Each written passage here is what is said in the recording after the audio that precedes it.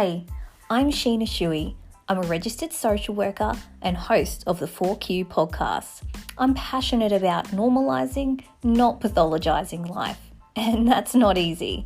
So each episode, I have amazing guests on to share the messy, beautiful ups and downs of life in 4 key questions with tips and tricks along the way.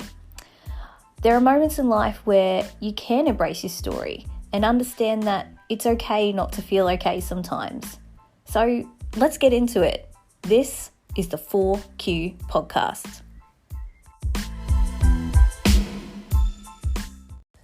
Hello there. Happy week, happy month, happy day, whatever it may be for you. My name's Sheena, and if you're new here, we have new episodes every Monday morning coming out. And today's episode is a little bit different because usually I'll present on a topic that I'm well versed in and I'd love to give you some information and some tools to think about.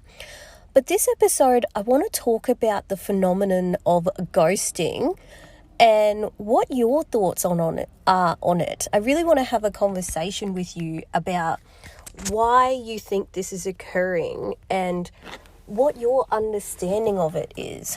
So, again, for those who are not familiar with ghosting is when someone engages in a conversation or some form of relationship with you and then just completely disappears. So, this is a relatively, I don't know if it's a new phenomenon or not, but it's definitely something people are talking about in this world of Tinder and, dating apps, because that's sort of where I'm hearing that a lot of it's happening. I am married and my husband and I got together well before Tinder or anything like that was a thing. And so I have not personally experienced ghosting in the form of romantic relationships. However, it's something that a lot of my clients have experienced. So they're not the ones ghosting, from what they've told me, that is. They've not yet told me that they're the ghoster, but they've experienced people ghosting on them through these apps. So they maybe start a conversation or maybe date someone a couple of times, and then this person will just completely stop talking to them. I personally have now experienced ghosting on a business level. Now that my business has been going for over a year, I do often contact other businesses, whether it's, other businesses who want to talk about being each other's guests on podcasts, whether it's events, whether it's me renting a space from them for an event or whatever it may be, something like that. And I just find it so interesting that you can have a really sort of connecting conversation where I generally have a pretty good read on people and my relationship with them. Yes, I'm not, I don't think anyone's 100% most of the time, but I do tend to have a good read on how a conversation went. And so it's interesting that on a few occasions now, I'll have a very sort of helpful conversation with someone, seemingly went well. They're interested either in my services or I'm interested in them, and it's just taking the next step. And then they just ghost me. Like I might chase them up with an email, maybe even a phone call. So it's not like I've chased them up heaps, but then, they've just disappeared. I can see that they're engaging with other people on social media, and yet they just completely ghost me. And, it's interesting. I'd love to know your hypothesis, whoever you're listening, those of you who are here, who are listening. Why do you think that this ghosting phenomenon is occurring? I personally, again, it's a new phenomenon to me. I'm not researched in it. I haven't experienced it on a sort of friendship or relationship level, only sort of a formal level in business. But my two hypotheses is that, one, people don't have the courage or vulnerability to have a hard conversation. So, again, the famous social worker Brené Brown, as you all know, I'm a social worker, and the most famous, I think, at the moment is Brené Brown. And she talks about to have those hard conversations in any relationship, whether it's business, work, friendships, again, intimate relationships, takes a lot of courage and a lot of vulnerability, because you can get hurt, but it really makes your relationships clear and authentic and honest and just much more deep and meaningful. So I'll give you an example. So, you know, it's having those conversations with a friend about when they've hurt you and when you feel like maybe they've disrespected you or they've not respected your boundaries. You know, you've got two options in those scenarios. You can either ignore it and be completely resentful towards your friend and then maybe end up being passive aggressive because you've not had that authentic conversation with them, like, hey, that really hurt me when you did this. You know, you push it down and just keep going. Or you have the conversation with them, which, you know, is scary because you never know how somebody is going to react in that situation. Because when you have an authentic and honest conversation with someone about maybe a negative thing, like they've hurt you or something like that, they can respond in either one of two ways. The first way is that they can own it and go, oh my gosh, like, I'm so sorry. I didn't even realize that was happening. I can see how you could feel that, blah, blah, blah. Or if maybe they're not in a good space, they're going to respond with defensiveness. So they're going to respond with, you know, I don't know what you're talking about. What about X, Y, and Z that I've done? I don't think you should feel that way. So really minimizing your experience. So that's why hard conversations are hard, because you don't know how things are going to turn out. But all you know is that you acted authentically and that you cleared your end. And that's what vulnerability is. It's acting with authenticity and saying, I'm going to approach you with this conversation so we can have a better relationship and understanding. And so part of me wonders whether this ghosting phenomenon is people not being able to be vulnerable because they're scared. So I guess with COVID and everything, a lot of us are already in a slightly elevated state because we've had so many changes. Things are constantly changing. Just when you feel safe and things are back to normal again, you have a little mini lockdown again, or another lockdown, or another case. And so I sometimes wonder if we're operating from a little bit of a more anxious fear level, that's why people are ghosting, because vulnerability is fear driven. And so if you're already fearful, you maybe don't want to go to a fearful place of vulnerability. So that's one hypothesis for me of ghosting.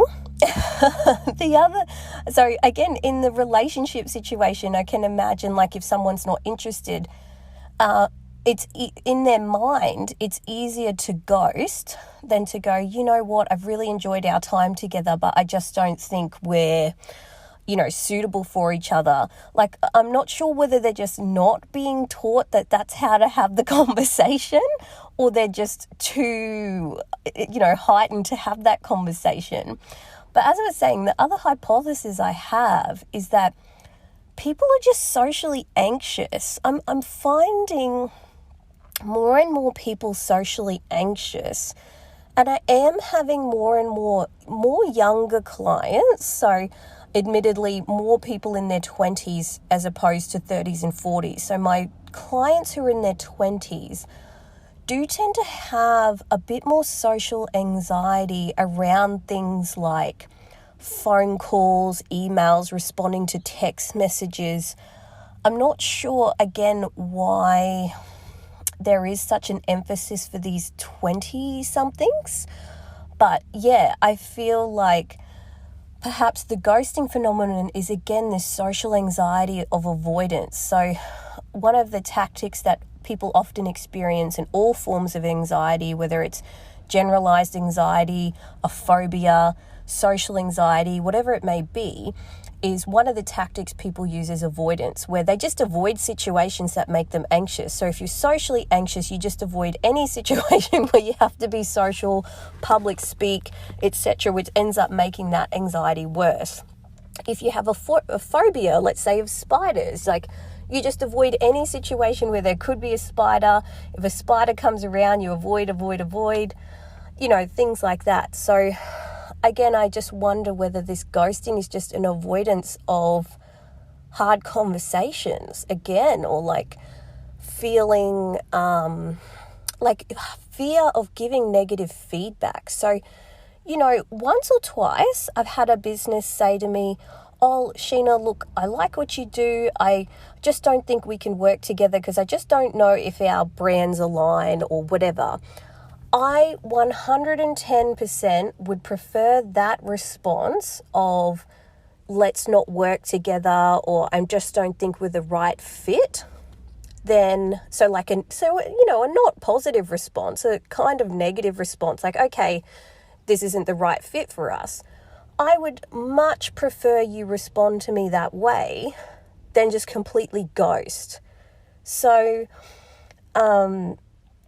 it's just very interesting that this is happening, and I'd love to know your experiences with this. So again, this podcast is a little different, where I'm not giving you advice on this topic.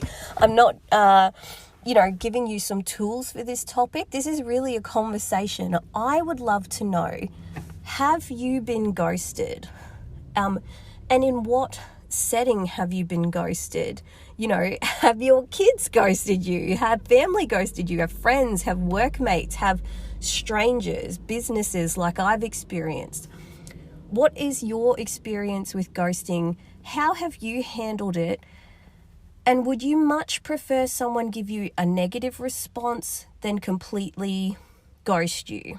Because I sometimes think that not having an answer is worse than having a negative answer. It's kind of like if you're waiting for a health diagnosis, it's, that waiting period sometimes is worse than hearing you actually have this diagnosis. Like the unknown is worse. So I would love to know your experience, or if you do ghost, no judgment. I would just love to understand your perspective. Why is it that you are ghosting people? Is it that you struggle to have that hard conversation? Have you been ghosted and then now this is just like, well, if people are going to ghost me, I'm going to ghost them? Like, I would love to just understand it a bit more. Or is this a normal phenomenon in younger people or single people that I'm just not fully aware of yet? I tried to Google some research on it, and I couldn't find anything that was really empirically or evidence-based. So again, love to sort of get some anecdotal data from you, my audience, around your experiences with ghosting, if you ghost, and what would you prefer, ghosting or negative feedback? So if you want to connect with me, the best place to connect is on Instagram. We've recently changed our handle from @Savasana Collective or Shavasana Collective to @Sheena_Savasana Collective. So that way you'll know that it's me. So I'll put my Instagram handle in the notes, but also you can email us at our Gmail or Savasana Collective email, which again is on our website. But I would love to hear from you. Please interact with this. Swing me a message. I'd love to know your experiences and why you think this phenomenon is happening as well. All right, have a wonderful week, and I will see you next Monday on the 4Q podcast. Have a good week.